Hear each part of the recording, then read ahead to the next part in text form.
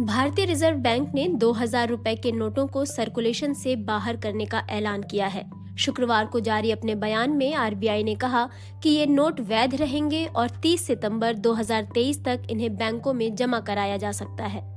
बयान में कहा गया है कि लोग 2000 के नोट अपने बैंक खाते में जमा कर सकते हैं या किसी भी बैंक की शाखा में जाकर अपने नोट बदल सकते हैं।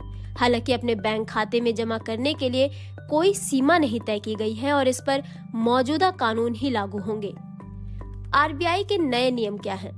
23 मई 2023 से अपने बैंक खाते या किसी भी बैंक में नोट बदले जा सकते हैं। किसी भी बैंक शाखा में एक बार में 20,000 रुपए तक जमा किए जा सकते हैं।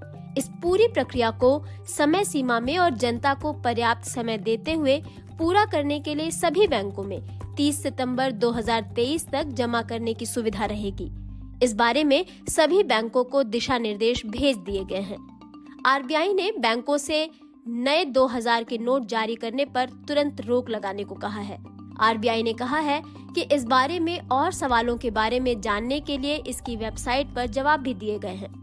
आरबीआई ने ये भी कहा है कि आरबीआई एक्ट 1934 की धारा 24(1) के तहत पहली बार 2000 के नोट नवंबर 2016 में जारी किए गए थे। आरबीआई ने कहा है कि तत्कालीन 500 रुपए और 1000 रुपए के नोट बंद किए जाने के बाद अर्थव्यवस्था में मुद्रा जरूरतों को पूरा करने के लिए 2000 के नोट जारी किए गए थे। आरबीआई का कहना है कि जब छोटे नोटों की आपूर्ति सुचारू हो गई तो 2018-19 में 2000 के नोटों को छापना बंद कर दिया गया। आरबीआई के अनुसार 2000 के 89% नोट मार्च 2017 से पहले जारी किए गए थे। इन नोटों का सर्वाधिक सर्कुलेशन 31 मार्च 2018 को सर्वाधिक 6.73 लाख करोड़ था। नवंबर 2016 में एक रात अचानक प्रधानमंत्री नरेंद्र मोदी ने 500 और 1000 रुपए के नोट बंद करने की घोषणा कर दी। फिर सरकार गुलाबी रंग का 2000 रुपए का नया बड़ा नोट लेकर आई थी। 8 नवंबर की उस रात प्रधानमंत्री मोदी ने नोटबंदी की घोषणा करते हुए कहा था कि रात 12 बजे के बाद से 500 और 1000 रुपए के नोट बंद हो जाएंगे और इसकी जगह भारतीय रिजर्व बैंक 2000 रुपए और 500 रुपए के नए नोट जारी करेगी। हालांकि बीते सालों में 500 का नोट तो खूब चला, लेकिन एटीएम और बैंकों में 2000 के नोटों की किल्लत पर सवाल उठते रहे।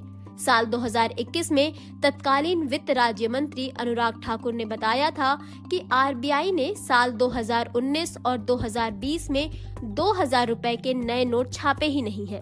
वहीं अनुराग ठाकुर ने साल 2020 में कहा था मार्च 2019 में 329.10 करोड़ रुपए की कीमत के 2000 रुपए के नोट बाजार में चल रहे थे। वहीं मार्च 2020 में इनकी कीमत कम होकर 273.98